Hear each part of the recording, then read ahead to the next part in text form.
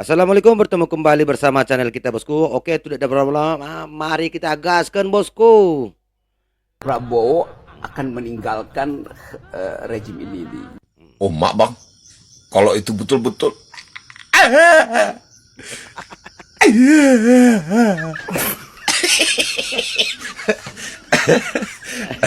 pasti orang belah sana tuh nangis-nangis tuh. Ya kan Mami? Kami ini walaupun pendukung Pak Anies di Pilpres 2024, nih kami berdua nih. Ya, oke. Tetapi kami pernah menjadi pendukung Pak Prabowo 2014-2019. Ideologi politik beliau itu berbeda dengan rejim sekarang. Nggak mungkin bersatu bagaikan minyak dengan air. Iya. Ya, untuk kepentingan masa depan bangsa, rakyat Indonesia, aku sepakat. Nggak mungkin kita terus-terus terpecah gara-gara perbedaan begitu. Karena perbedaan itu adalah salah satu rumus untuk mencari kata-kata keindahan. Dengar dari saudaraku, apapun anggapan kalian di luar sana, suhu politik yang terus memanas, hukum yang terus carut marut, itu akan membuat negara kita menjadi terpuruk dari segi ekonomi. Karena bangsa luar tidak akan mau bekerja sama terhadap suatu negara yang suhu politiknya terus memanas, hukumnya tidak jelas. Mereka hanya dua faktor itu mengukur seberapa pantas mereka bisa bekerja sama dengan negara tersebut. Jadi kalau ini berita benar, nangis orang yang bertungki di sana.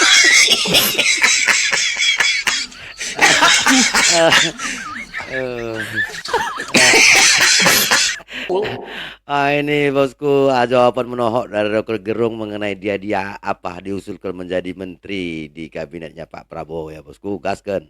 Will never dismantle the master's house. Peralatan raja tidak mungkin dipakai untuk membongkar istana raja.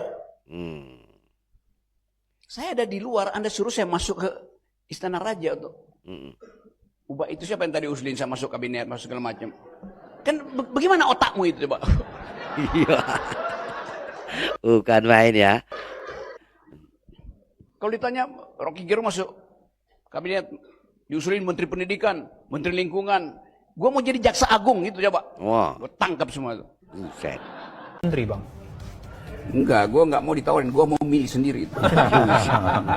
Lu mau jadi apa bang? Jaksa agung. Jaksa agung. Kenapa? Ya gua mau tangkap semua orang. Siapa yang orang pertama yang akan lu Ya tangkap? Jokowi lah. Emang Jokowi jahat ya bang? Ya? Bahkan seluruh kejahatan Jokowi itu tidak sebanding dengan seluruh kejahatan yang pernah dibuat di era reformasi itu. Bukan main ya bosku, ini jawaban dari Rocky Gerung nih ya. Karena Jokowi adalah puncak dari kejahatan.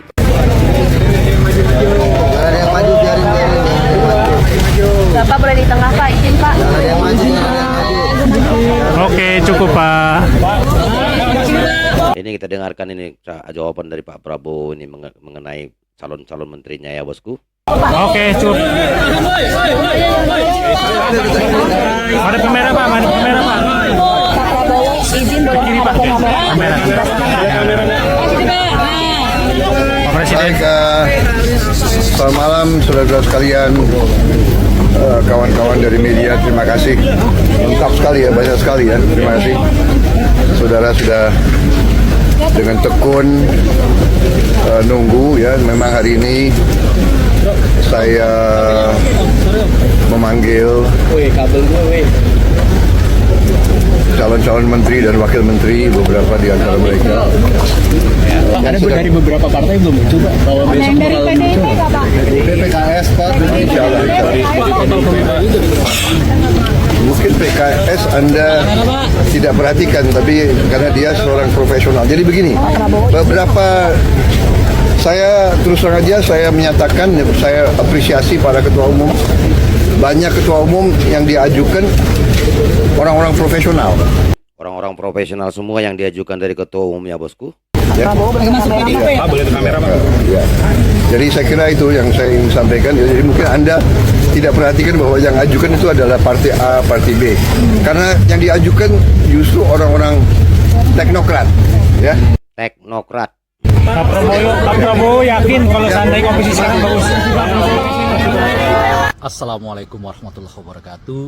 Kawan-kawan sekalian yang berbahagia, sebelumnya banyak orang yang tidak percaya ketika disebut, dinyatakan, diungkapkan bahwa hubungan Pak Jokowi dengan Pak Prabowo itu mulai kurang harmonis. Berbanyak alasan dikemukakan, misalnya disebut bahwa itu adalah fitnah, bahwa itu adalah pernyataan yang sembrono. Ini perkataan dari Bapak ini mengenai hubungan Jokowi dan Pak Prabowo tidak harmonis ya bosku ya. Tanya Pak Prabowo dengan Pak Jokowi baik-baik saja dan sebagainya. Tentu saja hubungan mereka secara personal tetap baik ya. Kadang-kadang mereka hahaha di mana-mana gitu. Tapi melihat hubungan politik itu kan bukan hubungan yang seperti itu saja, tapi juga termasuk di dalamnya apakah rencana-rencana yang dikemukakan, disampaikan, diungkapkan ya terkait dengan kebijakan itu diakui atau tidak, disetujui atau tidak. Ya, itulah salah satu indikator apakah ya pertemanan, perkawanan mereka secara politik berimbas juga pada dukungan-dukungan secara politik. Nah, kalau melihat dua hal yang terakhir ini, apa yang disinyalkan sebelumnya bahwa ada hubungan yang tidak harmonis antara Pak Jokowi dan Pak Prabowo ya, yang terkait tentu saja dengan politik, rasanya itu makin kuat ya. Dua hal itu, pertama adalah rencana pertemuan makin kuat Pak Prabowo dengan Ibu Mega. Seperti kita ketahui sudah ada rencana yang kuat ya sebelum pelantikan Pak Prabowo sebagai presiden ya, akan ada pertemuan antara Ibu Mega dengan Pak Prabowo. Nah, ini tentu pertemuan yang tentu saja ya apa istilahnya itu sedikit banyak mungkin seperti apa istilahnya itu ya tidak melibatkan Pak Jokowi. Dan pada saat yang bersamaan itu juga menggambarkan seolah-olah ya Pak Prabowo mau mengatakan bahwa masa depan pemerintahannya itu tergantung kepada hubungannya dengan Ibu Mega gitu. Oleh karena itulah kelihatan ya Pak Prabowo khususnya sangat antusias ya untuk bisa bertemu dengan Ibu Mega, dan pertemuan itu kelihatan tinggal beberapa waktu lagi akan jadi kenyataan. Itu yang pertama. Tetapi uniknya sebelum pertemuan itu dilakukan, justru PDI Perjuangan dengan Gerindra khususnya di parlemen membuat langkah yang sama, ya, langkah yang justru kelihatan mereka yang mendorong satu kebijakan yang menolak ya putusan presiden, yaitu terkait dengan ekspor pasir laut ke luar negeri.